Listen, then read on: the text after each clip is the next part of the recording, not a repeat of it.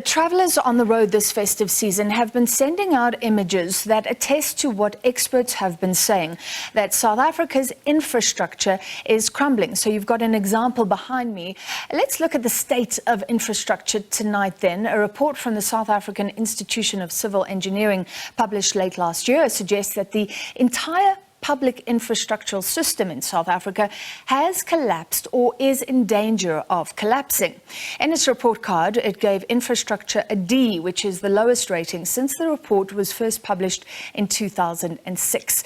An investigation by the Department of Public Works and Infrastructure also suggests that the country's road networks are in a mess. To discuss, we're joined by Professor Mohamed Mostafa, Head of Civil Engineering at the University of KwaZulu-Natal. Professor, thank you for speaking to us as always. Some are even saying this could lead to South Africa being a failed state. I mean, would you say at the very least South Africa is in an infrastructure crisis? Good evening, Francis, and your viewers. Yes, we are in a crisis, and if I would like to bring you to the infrastructure report card, which was released by SABC a couple of months ago. The overall rating for the infrastructure in the country is D. This report uses 5 points level. So it starts at A and ending at E. So D means that it's at risk of failure. So the overall evaluation of our infrastructure in the country is it's at risk of failure. And that's a very warning sign, and of course, yes, it's a sign for immediate reaction is needed. The Department of Public Works and Infrastructure also did an investigation. It's launched a plan looking towards 2050.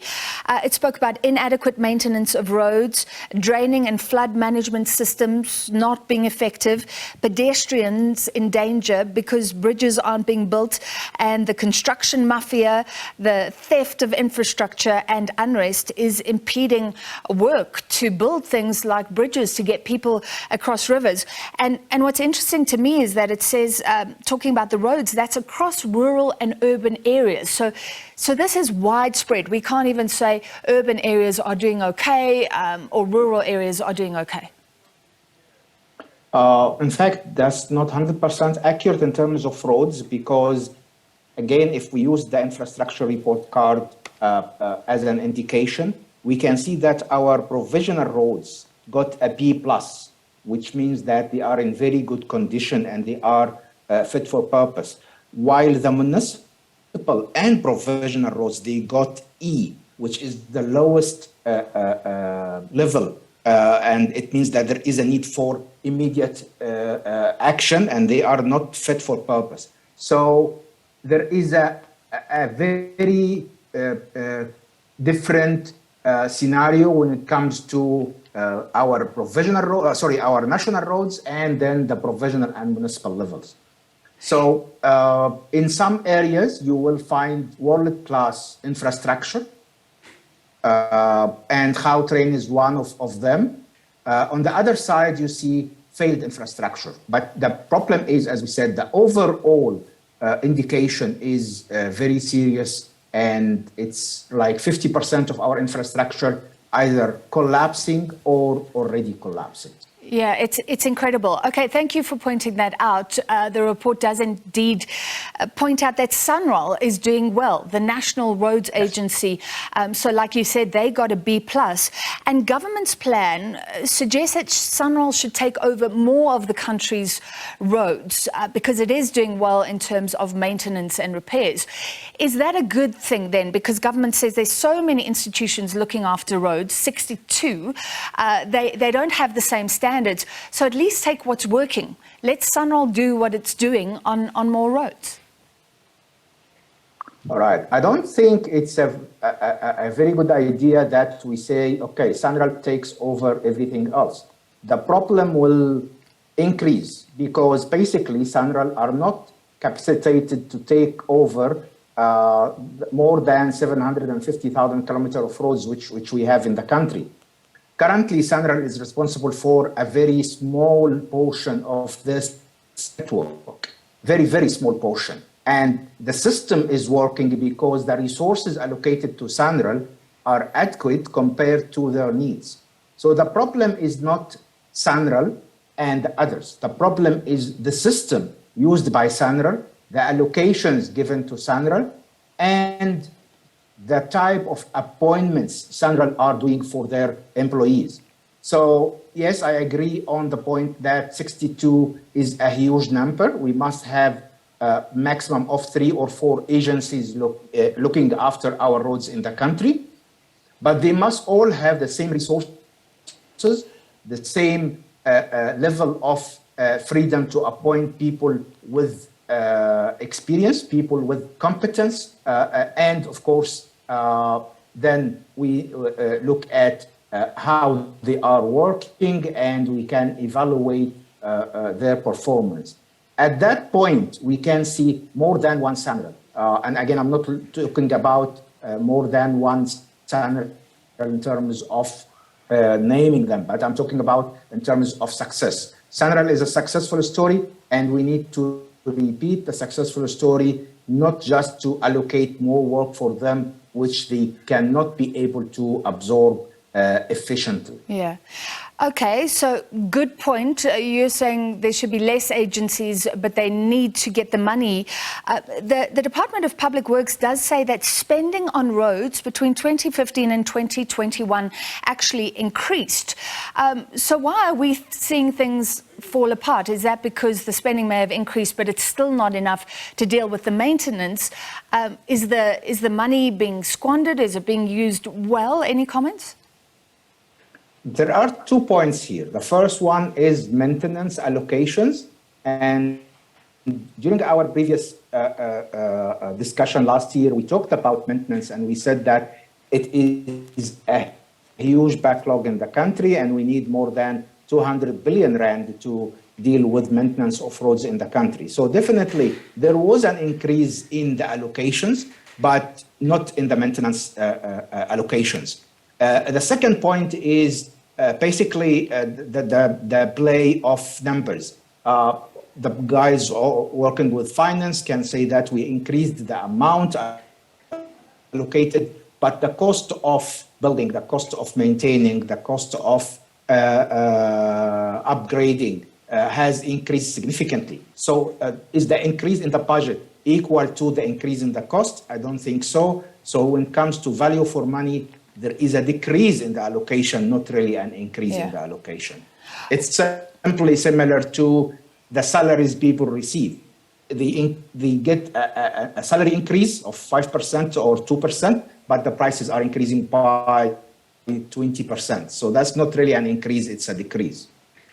Well, let's end with this. Treasury says that South Africa needs to invest 30% of GDP in infrastructure. But in 2020, it was less than 14%. So we're nowhere near where we need to be.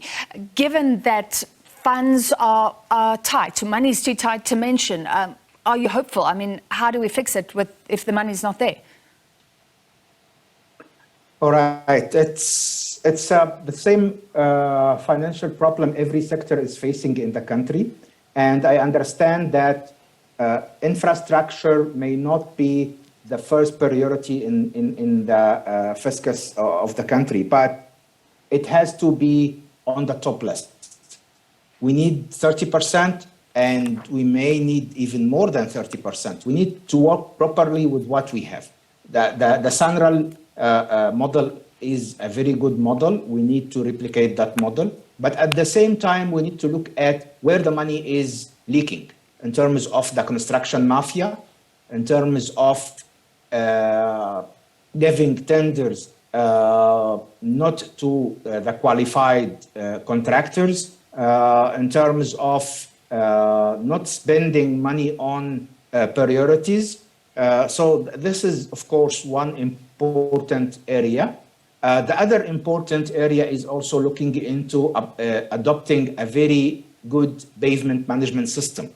A pavement management system must look at our network from the top end, which is the national roads, up down to the unpaved roads and gravel roads. So we can invest in a pavement management system which can tell us where are the problems and how to prioritize these problems and how much we need to tackle these problems today and how much we need tomorrow.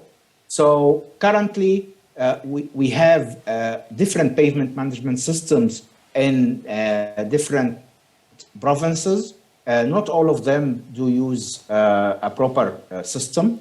Municipalities normally don't use or adopt a proper pavement management system. Sanral has started to invest on their system, and they have a very ambitious project to monitor all the roads using CCTV cameras, which is very important for monitoring and immediate reporting.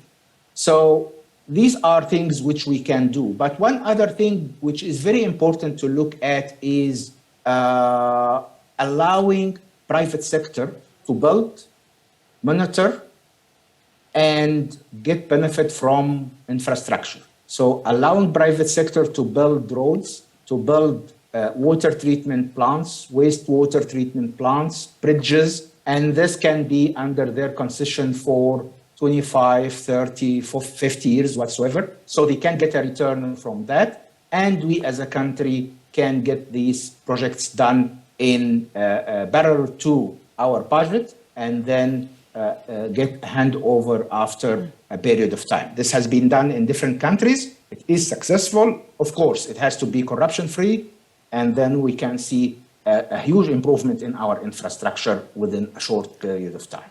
Public-private partnerships often spoken about. Professor, I have time for one very quick question.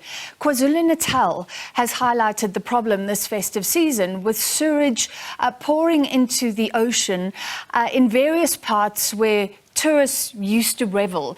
You're in the province. For something like that, how long are we looking at if there's a dedicated effort to get it right?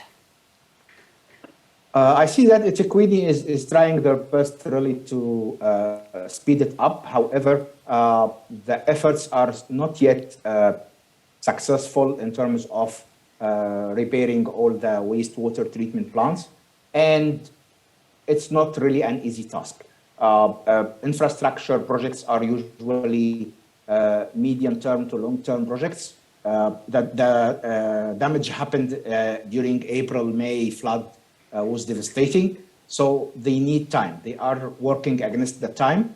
And I don't think a year is a reasonable time frame. So they are not really putting a very clear time frame for the public. And I think this is because of just political pressure.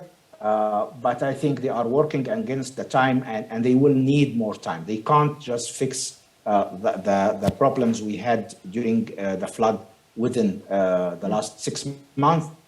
I expect them to take at least one more year before we can see a huge improvement in the projects. But right. we have to be patient, and I think they need also to be transparent about the timeframes. All right. Professor, we appreciate your time, as always, from the University of KwaZulu-Natal, Head of Civil Engineering, Professor Mohamed Mostafa.